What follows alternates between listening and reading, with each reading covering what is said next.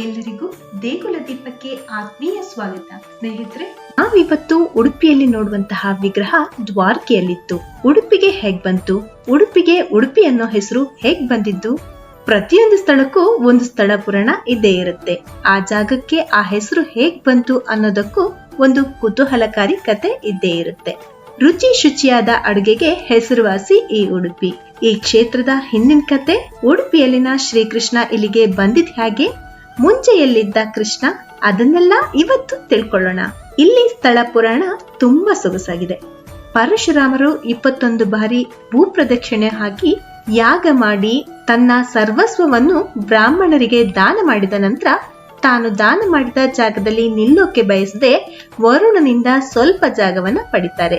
ಗೋಕರ್ಣದಿಂದ ಕುಮಾರ ಕ್ಷೇತ್ರದವರೆಗೆ ಪಶ್ಚಿಮ ಕರಾವಳಿಯಲ್ಲಿ ಒಂದು ಪಟ್ಟಿ ನೆಲದ ಭಾಗವನ್ನ ಸಮುದ್ರದಿಂದ ಪಡಿತಾರೆ ಪರಶುರಾಮರು. ಇದನ್ನೇ ಭಾರ್ಗವ ಕ್ಷೇತ್ರ ಅಂತ ನಾವು ಕರೆಯೋದು. ಇದರಲ್ಲಿನ ರಜತ ಪೀಠ ಅನಿಸ್ಕೊಂಡಿರೋ ಉಡುಪಿ, ಹಿಂದೆ ಇದನ್ನ ಅಭಯಾರಣ್ಯ, ಅಬ್ಚಾರಣ್ಯ ಎಂದೆಲ್ಲ ಕರೆಯಲಾಗ್ತಿತ್ತು. ಹಾಗಾದ್ರೆ ಈ ಕ್ಷೇತ್ರಕ್ಕೆ ಉಡುಪಿ ಅನ್ನೋ ಹೆಸರು ಬಂದಿದ್ದು ಹೇಗೆ? ಒಂದು ಬಾರಿ ದಕ್ಷ ಪ್ರಜಾಪತಿಯ ಶಾಪದಿಂದ ಚಂದ್ರನ ಕಳೆ ಕಡಿಮೆಯಾಗುತ್ತೆ. ಕಳೆಗುಂದಿದ ಚಂದ್ರ ಈ ಜಾಗಕ್ಕೆ ಬರ್ತಾನೆ. ಬಂದು ಶಿವನನ್ನ ಕುರಿತು ತಪಸ್ಸು ಮಾಡಿ ಶಿವನ ಆಶೀರ್ವಾದದಿಂದ ಮತ್ತೆ ಕಳೆ ಪಡೆದು ಷೋಡಶ ಕಲಾಯುಕ್ತನಾಗ್ತಾನೆ. ಅದೇ ಖುಷಿಯಿಂದ ಭಕ್ತಿಯಿಂದ ಒಂದು ಗುಡಿಯನ್ನ ನಿರ್ಮಾಣ ಮಾಡ್ತಾನೆ. ಅದೇ ಚಂದ್ರಮೌಳೇಶ್ವರಿ ದೇವಾಲಯ. ಇದನ್ನ ಉಡುಪಿಯಲ್ಲಿ ನೋಡೋಕೆ ಸಿಗುತ್ತೆ. ಉಡು ಅಂದ್ರೆ ನಕ್ಷತ್ರ, ಪ ಅಂದ್ರೆ ಅಧಿಪತಿ, ನಕ್ಷತ್ರಗಳ ಅಧಿಪತಿ ಅಂದ್ರೆ ಉಡುಪ. ಚಂದ್ರನನ್ನ ಉಡುಪ ಅಂತ ಕರೆಯೋದು.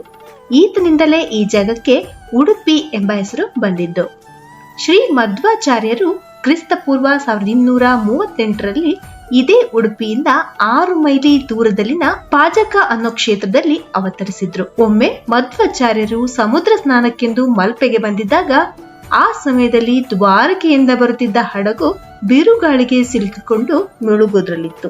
ಆಗ ಮಧ್ವಾಚಾರ್ಯರು ಅವರ ತಪೋಪ್ರಭಾವದಿಂದ ಹಡಗನ್ನ ಉಳಿಸ್ತಾರೆ. ಬದುಕುಳಿದಂತಹ ಹಡಗಿನ ಮಾಲೀಕ ಕೃತಜ್ಞತೆಯಿಂದ ಹಾಗೆ ಭಕ್ತಿಯಿಂದ ಕಾಣಿಕೆ ಸಲ್ಲಿಸೋಕೆ ಬರ್ತಾನೆ. ಆಗ ಮಧ್ವಾಚಾರ್ಯರು ಹಡಗಿನಲ್ಲಿ ಇದ್ದಂತಹ ಗೋಪಿ ಚಂದನದ 2 ಗಡ್ಡೆಗಳನ್ನ ಆರಿಸಿಕೊಂಡು ನನ್ಗಿಷ್ಟೇ ಸಾಕು ಕಾಣಿಕೆಯಾಗಿ ಅಂತಾರೆ. ಒಂದು ಗೋಪಿ ಚಂದನದ ಗಡ್ಡೆಯನ್ನ ಅಲ್ಲೇ ಒಡಿತಾರೆ. ಅದರಲ್ಲಿ ಬಲರಾಮನ ವಿಗ್ರಹ ಇರುತ್ತೆ. ಅದನ್ನ ಅಲ್ಲೇ ಪ್ರತಿಷ್ಠಾಪನೆ ಮಾಡ್ತಾರೆ. ಇವತ್ತಿಗೂ ಆ ದೇವಸ್ಥಾನವನ್ನ ಮಲ್ಪೆಯಲ್ಲಿ ನೋಡಬಹುದು. ಅದೇ ಬಲರಾಮ ಕ್ಷೇತ್ರ ಪಡಪಾಂಡೇಶ್ವರ ದೇವಸ್ಥಾನ. ಮತ್ತೊಂದು ಗಡ್ಡೆಯನ್ನ ತೆಗೆದುಕೊಂಡು ಬಂದು ಇಲ್ಲಿರೋ ವಿರಜ ತೀರ್ಥದಲ್ಲಿ ಅದನ್ನ ತೊಳಿತಾರೆ. ಅದೇ ಇವತ್ತಿನ ಮಧ್ವ ಸರೋವರ. ತೊಳೆದಾಗ ಮೇಲಿನ ಆ ಚಂದನದ ಗಡ್ಡೆ ಕರಗಿ ಒಂದು ಸುಂದರವಾದ ಬಾಲಕೃಷ್ಣನ ಸಾಲಿಗ್ರಾಮ ಶಿಲೆ ಸಿಗುತ್ತೆ. ಆ ಬಾಲಕೃಷ್ಣನ ಒಂದು ಕೈಯಲ್ಲಿ ಕಡಗೋಲು, ಬಲ ಕೈಯಲ್ಲಿ ಹಗ್ಗ, ಮೈಯಲ್ಲಿ ಸುದರ್ಶನ ಚಕ್ರದ ಚಿಹ್ನೆ ಕೂಡ ಇರುತ್ತೆ. ಮಧ್ವಾಚಾರ್ಯರ ಅಮೃತ ಹಸ್ತದಿಂದಲೇ ಅಲ್ಲಿ ಶ್ರೀಕೃಷ್ಣನ ಪ್ರತಿಷ್ಠಾಪನೆ ಆಗುತ್ತೆ. ಪಕ್ಕದಲ್ಲೇ ಒಂದು ದೀಪವನ್ನ ಬೆಳಗಿಸ್ತಾರೆ. ಅದೇ ನಂದಾದೀಪ. ಇಡೀ ದ್ವಾರಕವೇ ಸಮುದ್ರದಲ್ಲಿ ಮುಳುಗಿದಾಗ ಶ್ರೀ ಮಧ್ವಾಚಾರ್ಯರಿಂದಲೇ ಪೂಜಿಸೋದಕ್ಕಂತಲೇ ಶ್ರೀ ಕೃಷ್ಣನ ವಿಗ್ರಹ ದಕ್ಷಿಣಕ್ಕೆ ಬಂತು ಅನ್ನೋದು ನಂಬಿಕೆ. ಇದು ಉಡುಪಿಯ ಶ್ರೀ ಕೃಷ್ಣನ ಕತೆ. ಮುಂದಿನ ಸಂಚಿಕೆಯಲ್ಲಿ ಮತ್ತೆ ಸಿಗೋಣ. ಅಲ್ಲಿವರೆಗೆ ನಮಸ್ಕಾರ.